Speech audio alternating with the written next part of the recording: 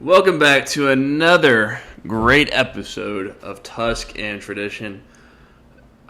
I'm speechless in what we're seeing in college basketball right now. As an Alabama fan, it's I don't know how to feel about it. If you're watching this show, I'm assuming you're up to date on Alabama basketball because I don't know that's why you're watching the show. Charles Bediako situation is very interesting. It's setting a new, set of rules for the future of what you can expect from college coaches and pro athletes to maybe not be so pro anymore and come back to college. It's very interesting. It's almost I don't even know what to really say about it, about what's going on with it.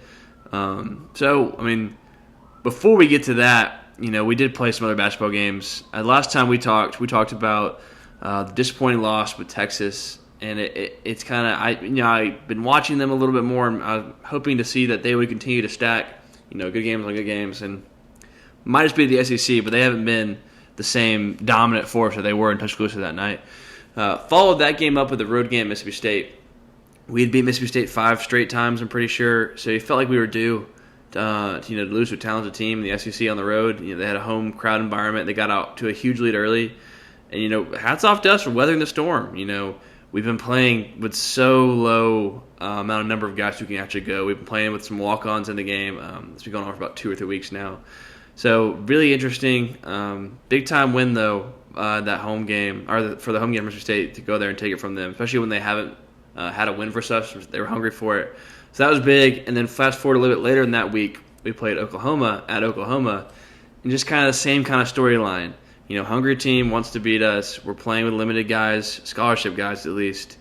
That makes so it doesn't sound that bad up front, but that just makes foul trouble a bigger deal. That makes when one guy doesn't have it that night, it makes it that much of a bigger deal when you don't have a bunch of other guys who can go.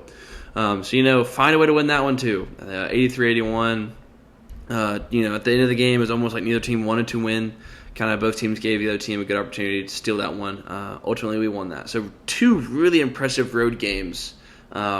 Great effort by Alabama to win both of those. And then you get a week off. And then, during that week off, I started to hear this Charles Bediako might be able to come play for us. And at first I thought it was something fake on Twitter, on Instagram, on X, whatever the name is for it. And I was like, that can't be real. And I hadn't, call me maybe not up to date with college basketball. Was unaware of the Baylor situation where they did the same thing. But no one's going to be as upset until we did it. So that starts happening early last week, and I'm like, no way this is going to happen. No way we actually get a chance for him to come back. It's a piece we needed, a dominant center. Ooh, let's see, that's messing up. Hopefully it's not terrible. Oh. I don't know if we're coming back or not on this. Let's see. Hold on. See, I can't fix this technical difficulties. All right. Well. There we go. The show's live, so things like that are going to happen. I'm not live, but I ain't going to... the show's unedited, unfiltered. That's our thing here. Unfiltered, unedited. There you go. So, I'm thinking this can't happen. No way we're going to be able to get Charles Bediako back on the team. And, an Alabama donor, who happens to also be a judge at Tuscaloosa, has granted his, 10-day extended, appeal. I think they call it a restraining order. It sounds like a weird word to use. But... just for him to play right now. So he did play. Now, I'm getting a little ahead of ourselves, but that allowed him to play. It doesn't mean he can stay and play, but it gave him 10 days to play.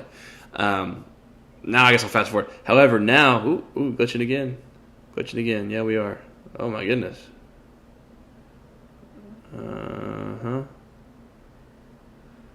right, maybe if we hold our leg up, touch my nose with one hand, and do that.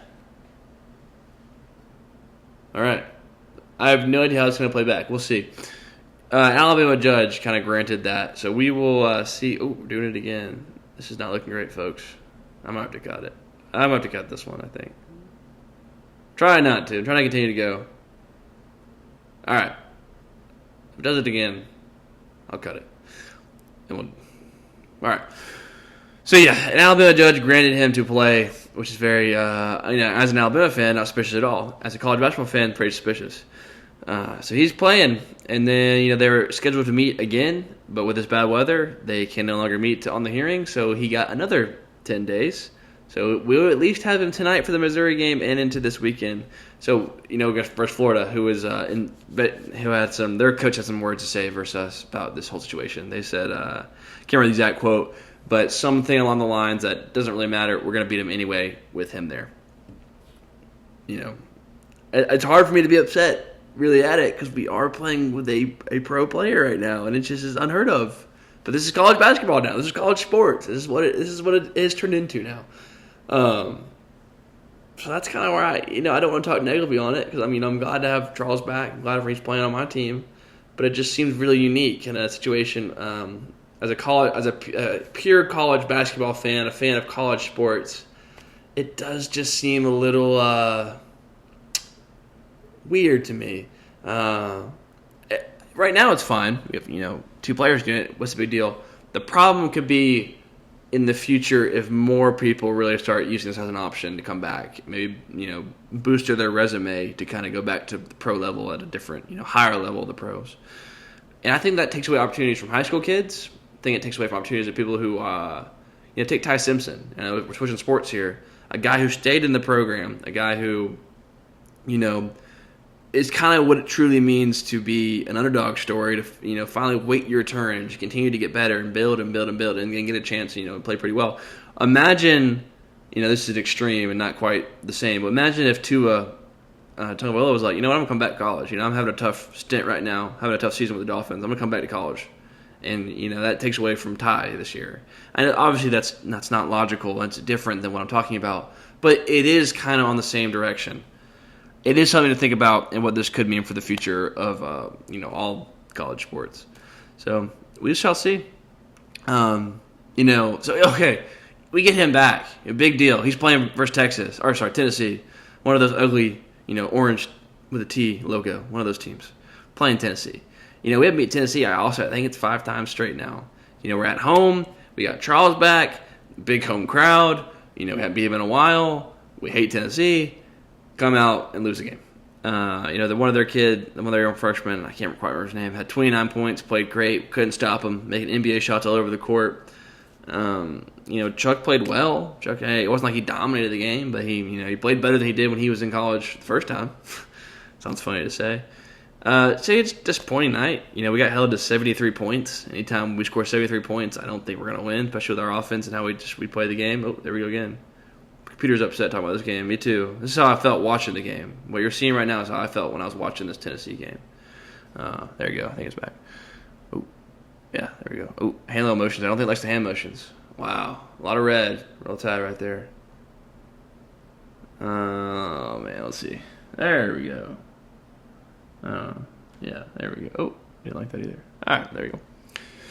It'd be funny if I watch this back and y'all aren't seeing what I'm seeing, and it's perfectly normal. Y'all just see me talking crazy. But right now, at least on my screen, it is starting to glitch a little bit. But it seems like it's running. And like I said, from episode 1, this is an unfiltered, unedited, uncut show. We just talk about how I feel, and we go, and no notes. If you go back and watch some of the early episodes, I had notes. We've graduated away from that, where it's just more me talking about it, what my thoughts and feelings are on it. And this is why this episode's kind of unique and kind of hard to make, because don't quite know how to feel about the Charles Bediako situation, kind of what I've explained to you about, fan of Alabama, I love it, fan of college basketball and sports.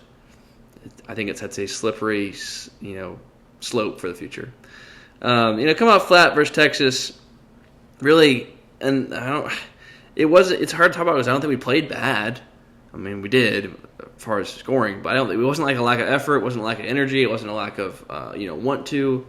I've said that before with this basketball team, and it's almost like they don't have the killer instinct. They have the drive, they have the want, they have the effort, but they're missing that killer instinct. Go for the neck, go for the kill shot. We don't seem to have that in anyone's DNA right now. Hopefully we can find it. I feel like I'm starting to be like Alabama football season. Like, hey, maybe we'll find the run game. Well, maybe we'll find it. Maybe we'll find it. Maybe we'll find this. I don't know. We'll see. It's why you watch the game. You don't know how it's going to go. That's why we love sports. You can't predict it. We have them again tonight versus Missouri. Good Missouri team on the road. Should be a tough game. Just really interesting time for Charles Bediako and just Alabama in general. I didn't even got into the deeper dive of it. What is it like for NIL? what are the rules like if you do play a minute of pro sports? Like, he's on a pro deal with the Detroit Pistons, but he's never actually played in the NBA. Like, an actual NBA game, he's never played. Can someone play in an NBA game and still come back? I'm not quite sure on those rules. Maybe. I have no idea. I'd look into that.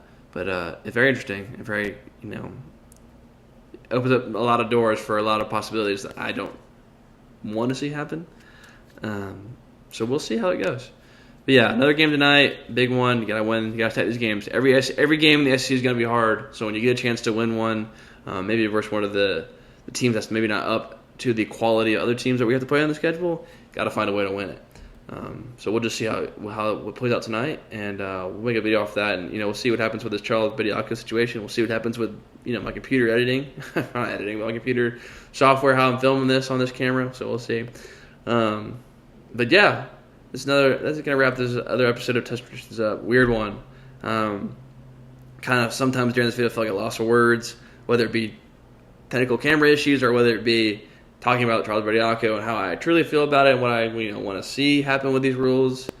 I'll make a video longer about my thoughts, but it is a slippery slope with how NIL and all this is really changing the sports across college basketball, college football, baseball, softball, soccer, whatever. But it is changing it. So we'll just see how this all plays a role in the future. But yeah, like I said, for now, let's wrap this video up. Kind of a shorter one. Kind of like I said, basketball's going to be a shorter one than football ones. But yeah, a lot to think about and talk about in the future. But for right now, roll tide. Hopefully we get after Missouri tonight and bring home another win for the basketball team.